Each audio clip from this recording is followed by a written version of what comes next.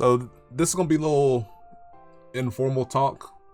Hopefully it doesn't go very long, but you never know how these things go. And if you guys have any questions or thoughts, let me know as we go through it. Cause I got the chat popped up on the side here to look at. All right, so now we officially have all of the overtriggers revealed, and y'all may have seen them already, but I've never given my thoughts to them yet, to all of them as a collective unit. But I guess we'll go through each one individually and kind of talk about their applications, at least in the context of overdress standard. I don't want to go too much into like premium implications because it's just a vast world out there that I'm not too familiar with as much anymore. So at least from the perspective of overdress standard or D standard, we can talk about them. But the first one we got, and I'm definitely gonna butcher a name or two or three along the way, so please forgive me. We got Dragon Deity King of Resurgence, Drag Veda, and this is the first one that we saw revealed. And all of the overtriggers have the same effect, or at least initially, that when you check it or when it's revealed, you remove it, you draw, or I'm sorry, if it's checked defensively, actually no, either way when you check it, you remove it, you draw a card, you give a unit plus 100 million power. If it's checked offensively or as a drive check, you get the additional effect, which you see at the bottom of every one. And this additional effect says choose one of your vanguards and stand it. So it's a restanding trigger, and a lot of people are hyped about it and like, oh, what's this world of overtriggers we're going to get? And it's a pretty potent effect. It's pretty effective throughout the entire game because it only impacts your vanguard.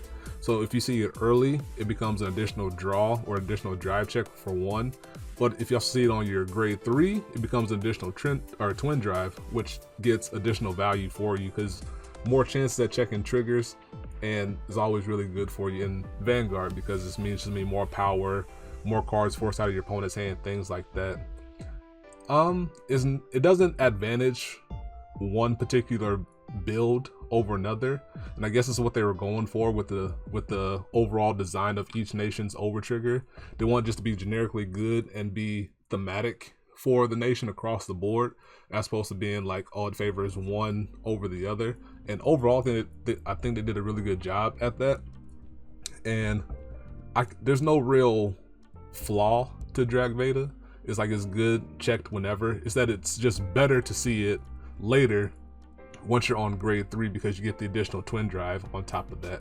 So then you twin drive and then you see it, you remove it, draw a card, restand your vanguard, and then get 2 more drive checks after that. So you net 5 cards in your hand, barring any draw triggers, which is really good and really strong. Hey, what's up, Black Belt? There's not really much else to talk about with Drag Veda. It's just kind of a generically good overtrigger and a generically good skill, just because it affects all your vanguards and it doesn't really matter when you check it. It's still going to get the value out of it. So I guess we'll move on to the next one, and these are in order of set order release. At least I tried to, at least. The Dark States one, which is Hades Dragon Deity of Resentment. How did I mess up resentment? Galmagild. And his additional effect says you get, during your turn, all of your vanguards get plus 10,000 power and critical until the end of this fight. So the fact that it has a duration fight implication means it's obviously better to see it sooner. Unlike Drag Veda, where it's more advantage seeing it later because you're on twin drive or you're on grade 3 with twin drive.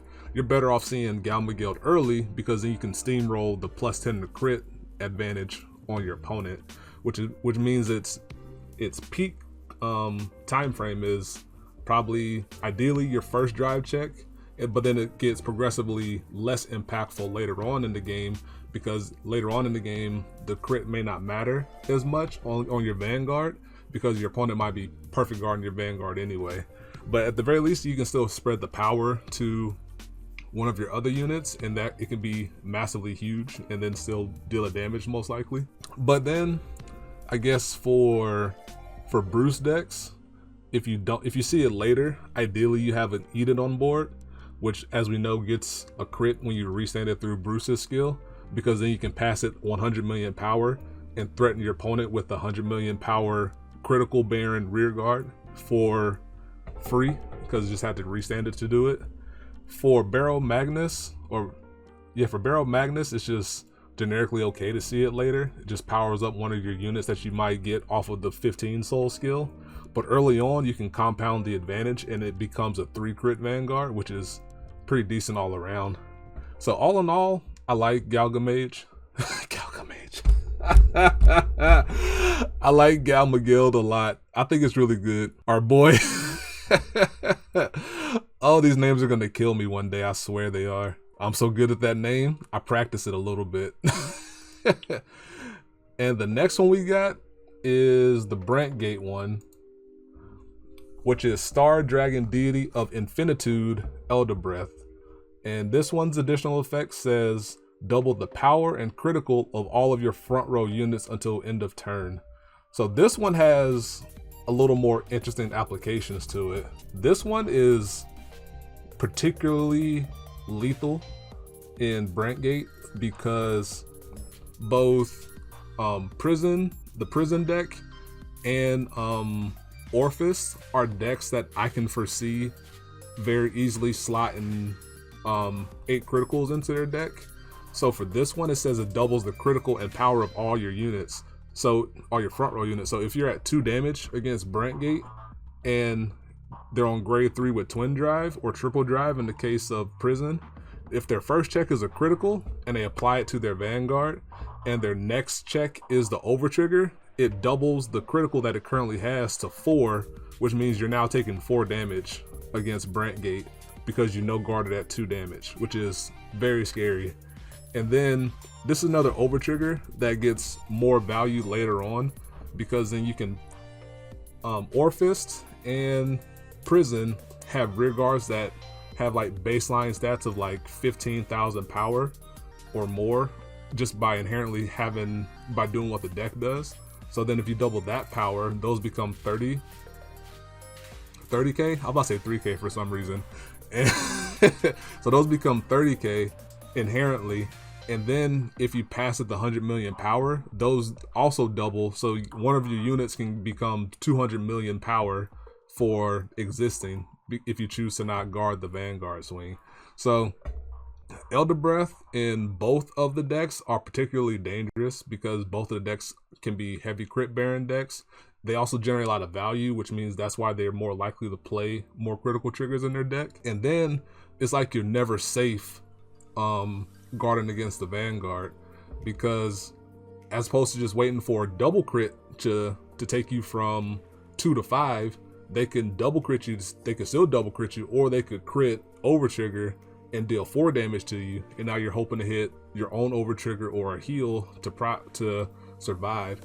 But even then if you no guard this 4 damage swing, you're not safe for the rest of the turn like you would otherwise, because they still have a 200 million power rear guard in this case to your 100 million power Vanguard. So then you still need a perfect guard to live if it's in your hand. Otherwise you can't guard the extra big rear guard in this instance and it can still kill you. So very scary stuff overall. And arguably, should I say that now?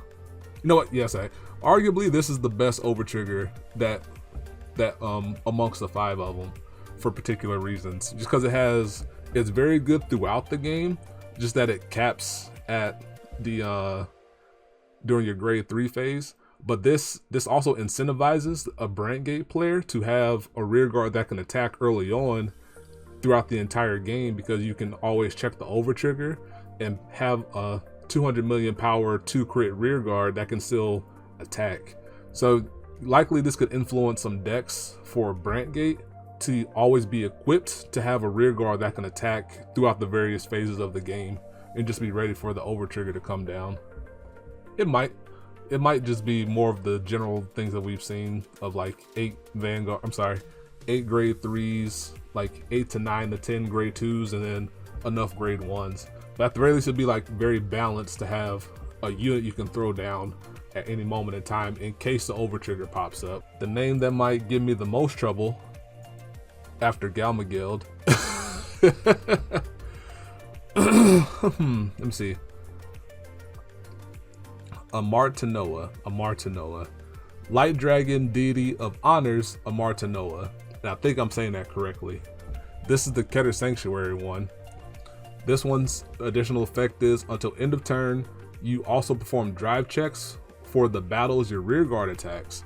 So obviously, this one is slanted for later in the game where you can put grade 3s in your rear guard slot, because grade 3s inherently have twin drive. So if you grant them the ability to drive check, they'll twin drive as well along with your Vanguard. This combos well with Bastion, because Bastion's ability isn't limited to his own attack, it's limited to whenever you drive check. So if you attack with Bastion and you check like overtrigger and a grade 1, you can't restand one of your grade 3s. However, you grant the ability to twin drive to your other cards. So then you attack with a grade 3 and then it can flip a grade 3 and it can trigger Bastion's ability to restand one of your other grade 3 rear guards. So that's why the design of Bastion is the way it is, I guess. But it also is very nice the way that it combos up with the overtrigger. For Hexa Orb, it's very good because Hexa Orb has a lot of manipulation in that you can probably see the overtrigger come up, put it on top where you need it, and then put your field in such a way to get as much benefit out of the overtrigger as possible. For example, if you play one of your Hexa Orb cards and then it reveals top, you see overtrigger, you can now field another grade 3 or 2 on the board, knowing that the overtrigger is coming, and then all your front row can twin drive now. So that's very good.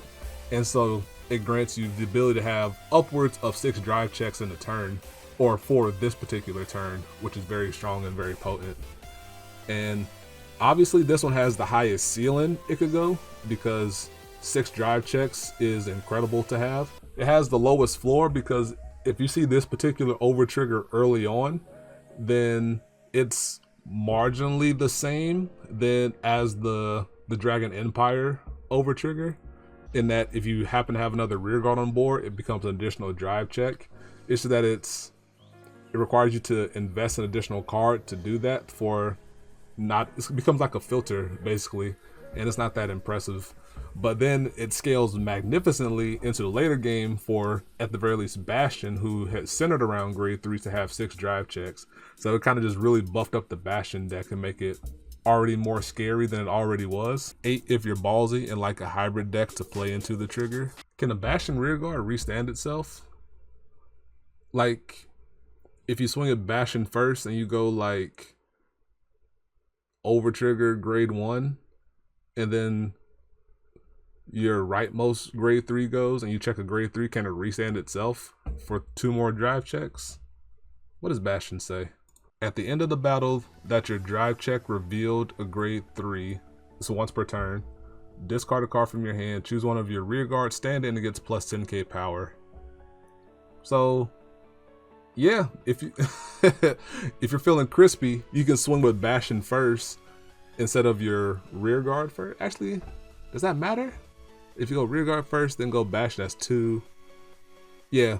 So if you're feeling crispy, swing Bastion, check overtrigger, swing with a grade 3 rear guard in the front, check a grade 3, it can restand itself, attack again, it twin drives again, then you attack with the other one, and then you have 8 drive checks. So yeah, it works. That's not bad if you feel like you can pull it off. Confirm overtrigger with Divine Tartine, swing Bastion. Yeah, I guess it'll work if you're a person who is playing the Scry stuff in Bastion, because I've seen a lot of various deck configurations for Bastion. Then yeah, it could work if you happen to be fortunate enough to plop it up right as you are ready to attack with Bastion in the turn. Like if the stars align and you have the Scry, you check it, put it on top known as the overtrigger, then go from there. Yeah, it could work. And then the last one, the easiest name, Source Dragon, Deity of Blessings, Bless Favor. And then this one says, for the additional effect, draw a card, choose one of your units until end of turn it gets +1 critical. All of your front row units get plus 10,000 power. If your damage zone has more cards than your opponents, choose a card in your damage zone and heal it. So basically it combines all of the current trigger effects of front, heal, crit, and draw into one super powered trigger. Some people called it the Omni Trigger, which I think is a really cool name for it. So this is like an Omni Trigger in that it just combines everything together into one super trigger. I know I said the same thing twice. And it is pretty good for a value sense. It's just that to me it's the weakest overtrigger of the bunch, because all of the other overtriggers can kind of win you the game on the spot if it's checked at a certain time. For this one, it kind of just helps you gather resources and pressure a little bit more. It's not like, excuse me, by itself it's going to win you the game like some of the other triggers feel like that they can do. It's pretty bad. Like, if you compare it to all the other ones, it's pretty bad. It's just that inherently by itself, it's not too bad. It's just that when you put it next to all the other ones, it's just kind of weaker by comparison. Especially, it's like you've designed 4 of them that can just bop your opponent on sight. Then this one kind of shows up later and like kicks you in the rib. But yeah, there's not really much to talk about here. There's like no crazy implications to go along for the current Stoicheia decks. It's just kind of just there. It's like, play it because it combines all your triggers into one. And at worst, you have a trigger that activates as a front trigger late in the game if you choose not to play inherent front triggers in your deck already. It's like Bull Spike's first wave of support. That's a fair comparison. Good, but not great. That'll do it for the talk about the overtriggers themselves. If I had to rank them from best to worst, I would go Elder Breath, the Brentgate one. Then I would go Galmagild, the Dark States one. And then I would go Martinoa, the Keter one. Then I would go Dragveda, the Dragon Empire one. And then Bless Favor, the Stoicheia one, from 1 to 5. Reason being, Elder Breath is just insane when you check it, regardless of the time frame, really. Galgamage is better early, but still good later.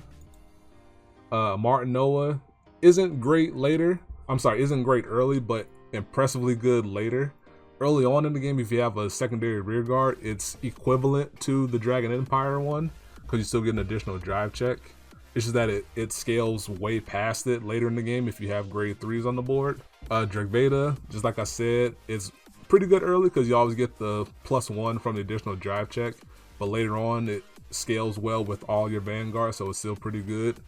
And then Bless Favor is just kind of there. Just kind of existing in this world with 4 stronger siblings to go along with it.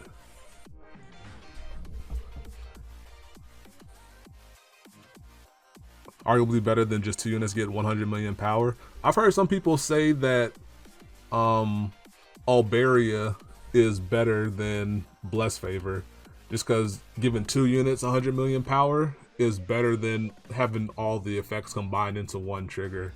I've seen that argument. I don't know where I stand on that particular argument yet. I haven't really thought about it, but it is unequivocally the weakest of the nation overtriggers in my opinion, and most other people's opinions too, but it's just not bad but not great. And yeah, that'll do it for like this brief talk on the overtriggers themselves. There is another conversation to be had down the line about the implications that the overtriggers could have on the game overall, and how tournaments could be shaped by overtriggers, which some people I know don't like, and it could lead to some things down the line. But we can discuss that on another day. We'll cross that bridge another day, but just to keep that seed in the back of your mind for the future, kind of think about how tournament experiences can go by the fact that an overtrigger could pop up at the worst possible time. So yeah, that'll do it for this particular video / stream chat. Hope you guys enjoyed, and I'll catch you next time. Peace. Be easy. am I ready for the Bermuda Overtrigger? Honestly, at this point, I expect it to be Megiddo in Overtrigger form. Give something 100 million power, and then additional effect. Take 4 or 5, probably 4 cards out of your drop zone and recall them to the board or something like that. I don't know exactly what it could do, but I expect it to do some type of restanding shenanigans. I don't even know what Bermuda itself is going to do. I just don't want Bermuda to be all busted everything like they have been in some phases of V era. Kind of just want that to, I want them to be on par with the current stuff, but not blow it out the water like some instances of Bermuda support has been, if you get what I'm saying.